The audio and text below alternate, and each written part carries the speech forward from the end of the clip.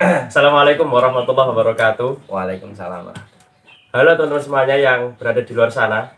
Kembali lagi bersama kami di Milenial 74. Ya. Hari ini kita akan meneruskan kembali podcast kita yang kemarin, Mas. Siap. Nah, kemarin kan telah membahas mengenai pengenalan dari Milenial 74 sendiri. Betul, betul. Dan sekarang kita akan mengulik satu persatu mengenai beberapa sektor yang ada di Milenia 74 yang telah kita geluti ya. Dan saya sedang bersama Mas Ersa kembali. Ya. Yang di konten kemarin kan masih bersama Mas Ersa. Oke. Kan banyak dong pertanyaan-pertanyaan yang masuk. Bagaimana Bang gini. Nah, sekarang kita tampung dan akan kita diskusikan bersama-sama. Siap. Oke, langsung saja Mas ya. Monggo. First question, pertanyaan pertama. Kenapa memilih komoditas lele, Mas? Banyak komoditas lain yang juga cuannya itu juga menguntungkan, Mas. Betul. Kan ada bandeng, ada teri, ada kan banyak. Kenapa kok harus lele, Mas? Iya. Terima kasih atas waktunya. Jadi teman-teman, kita ketemu lagi. Ini pertemuan kedua kita. Semoga tidak bosan yang pertama. Kedua, mudah-mudahan teman-teman bisa dapat manfaat dari pertemuan ini. Ya. Ini agak dalam. Kenapa kita memilih komoditas lele? Kenapa kita tidak memilih udang misalnya? Karena udang profitnya lebih besar. Lele profitnya ya itu aja. Tapi kenapa kita memilih lele? Tidak komoditas lain. Ini sangat dalam sekali. Karena begini, hampir 80% atau 90% orang yang berbudidaya lele itu ekonominya menengah ke bawah. Nah, supaya kita bisa membantu orang-orang yang berekonomi atau yang mempunyai kemampuan ekonomi menengah ke bawah, yaitu dengan cara mengedukasi budidaya lele. Karena tidak mungkin orang-orang yang menengah ke bawah ini akan membuat kolam udang misalnya, karena investasinya kan banyak. Pasti pilihan mereka adalah lele.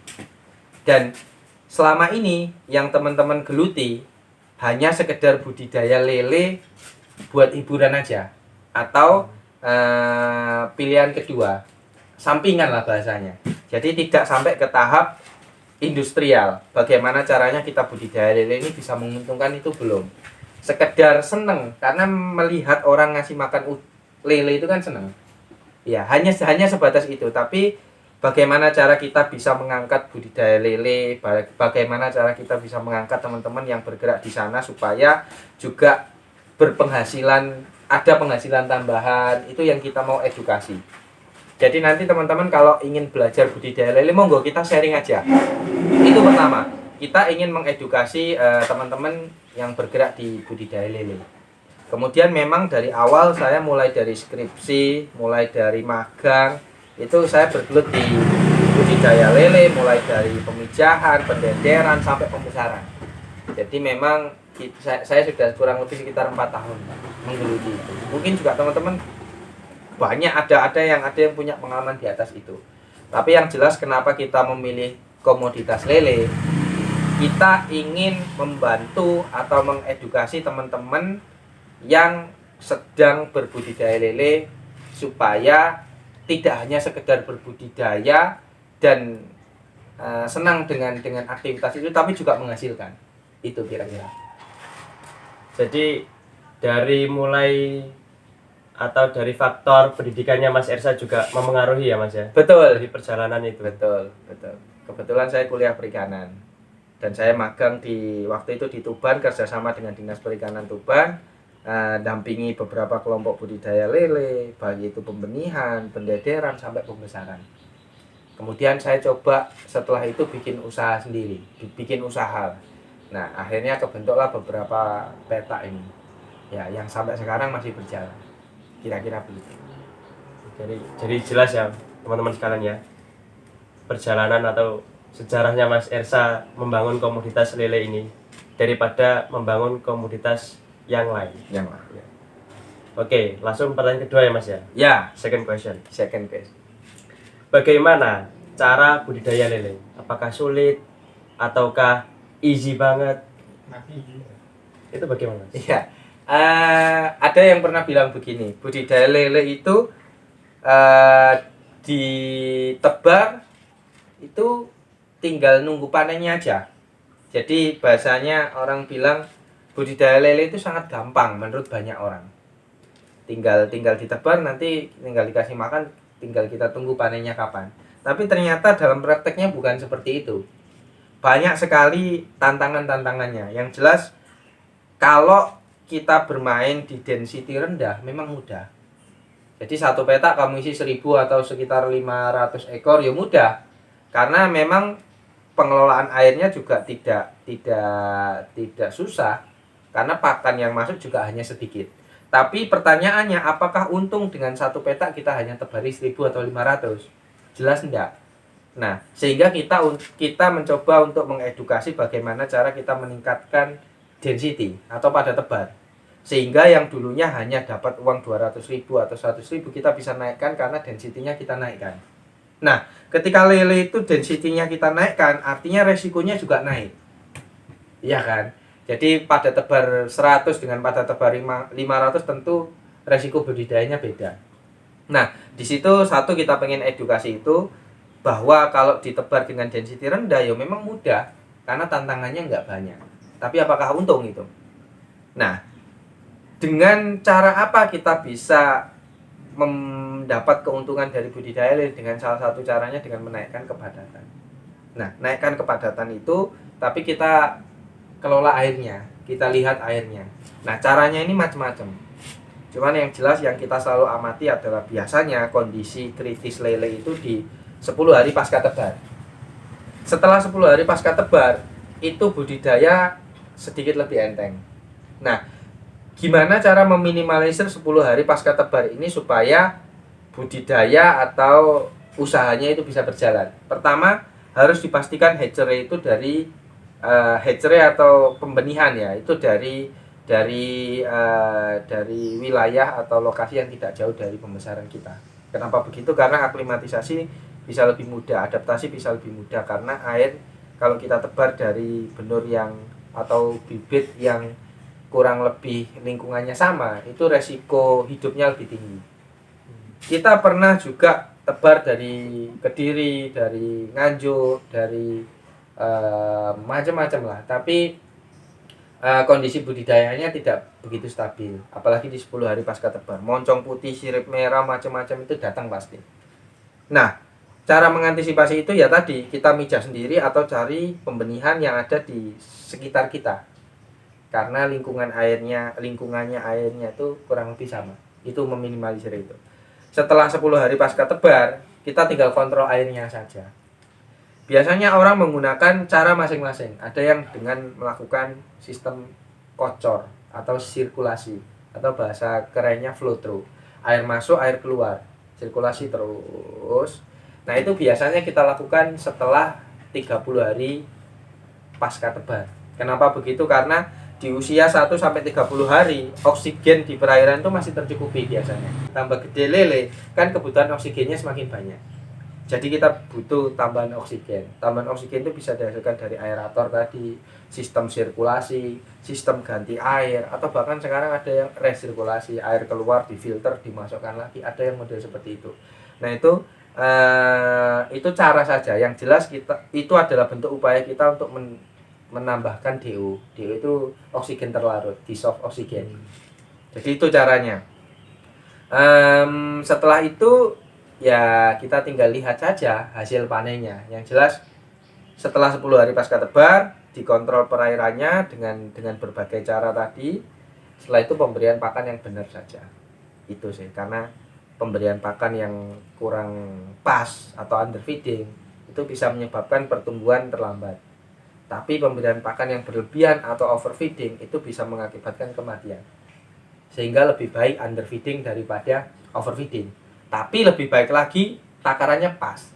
Pas itu bisa menggunakan rumus FR atau bisa menggunakan metode ad libitum atau pokoknya udang sudah slow, sudah nggak lincah lagi ketika dikasih makan, itu berarti sudah saatnya berhenti gitu. Kira-kira gitu. Nah, ini kalau tak jelaskan sampai selesai, nggak selesai nih Iya. podcastnya sampai 2 hari nanti. Nanti ngobrol lah di komentar atau Iya. apa butuh apa nanti kita jawab di podcast selanjutnya. Ya, gitu. Oke, siap. Jadi, tapi pernah gak sih, kan kata orang-orang kan mudah. Ya, Ya. Ternyata eksekusinya juga lumayan ribet. ya, Kan bagi orang awam kayak saya. betul. Pernah gak ngerasa kaget gitu? Karena kok ternyata lumayan ribet. Ternyata kok gak seperti orang-orang yang bayangkan gitu. ya jelas di awal kita mengalami banyak tantangan, banyak masalah, banyak tembok yang harus dilewati. Kenapa begitu? Karena di awal kita belum tahu medan, kita belum tahu kondisi budidaya lele itu sebenarnya tantangannya di mana saja. Tapi setelah kita masuk, kita nabrak, kita kebentur ini, nanti ketemu kok, jalannya sendiri ketemu pasti. Saya itu sampai mati ratusan ribu, jutaan ribu benur itu tahu, pernah. Bibit lele mati itu pernah, yaitu di 10 hari pasca tebar. Terus setelah 10 hari pasca tebar itu, kalau kita nggak kontrol airnya, itu juga rawan masalah juga. Nah, kalau kematiannya di awal, itu ada kemungkinan kita hanya rugi di benur saja dan waktu. Tapi kalau kematiannya menjelang panen, saya pernah mengalami penyakit jaundice. Jaundice itu penyakit kuning ya. Itu biasanya menyerang lele di usia menjelang panen. Warnanya kuning lele ini. Nah, setelah itu udang nggak mau makan dan mati. Nah, kalau kematian di usia menjelang panen itu kita sudah rugi segalanya. Benur, waktu, tenaga, listrik, pakan itu dan itu.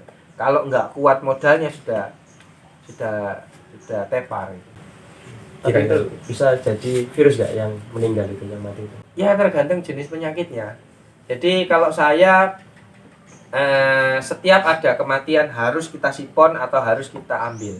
Kenapa? Karena setiap batang atau bangkai ikan yang mati dalam air ketika nggak diambil itu kan jadi bahan organik yang kalau nggak diurai atau dibuang itu kan jadi masalah, jadi racun nanti, jadi amonia dan macam-macam. Nah itu harus kita segera atasi. Caranya ngatasi gimana ya? Tiap hari kita harus ambil yang mati, ganti air, ambil yang mati lagi besoknya. Kematian itu tidak hanya terjadi satu kali saja. Biasanya terjadi masalah nih di hari ini sampai 5 hari itu pasti ada kematian. Tapi bagaimana cara kita meminimalisir kematian itu ya salah satunya dengan kita sirkulasi airnya, kita ambil tiap hari, masuk ke dalam kolam, yang mati itu berapa kita ambil terus. Nah itu insya Allah selesai lah. Begitu caranya. Berarti lumayan ribet Mas ya. Tapi itu bisa Iya, jadi iya. semacam pecut ini ya buat kita semangat. Betul. Yang jelas gini, kalau kita mau nyantai ya density-nya rendah tadi, tapi kita nggak dapat apa-apa, untungnya dikit.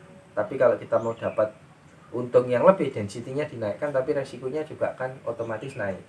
Nah di situ bedanya antara teman-teman yang mau belajar sama enggak. Kalau yang mau belajar, mau nerima resiko itu ya pasti bisa teratasi aja. Itu ya teman-teman ya. Jadi pertanyaan kedua, bagaimana cara budidaya lele ya.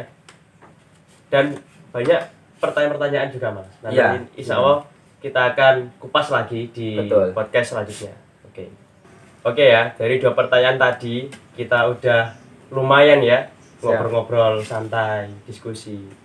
Ya, insya Allah nanti kedepannya kita akan membahas lebih dalam lagi mengenai komoditas lele ini. Ya. Kemudian konklusinya apa Mas? Konklusinya dari 2 pertanyaan tadi. Dari 2 pertanyaan tadi yang jelas tujuan kita kan pengen mengedukasi bagaimana caranya teman-teman ini bisa berbudidaya lele dengan baik dan benar. Bukan hanya sekedar budidaya, tapi teman-teman juga bisa mendapatkan uang dari itu. Kemudian yang kelihatan mudah itu ternyata enggak semuanya mudah. Setelah kita masuki, nanti pasti kita ketemu beberapa tantangan-tantangan itu. Dan tantangan-tantangan tersebut pasti ada.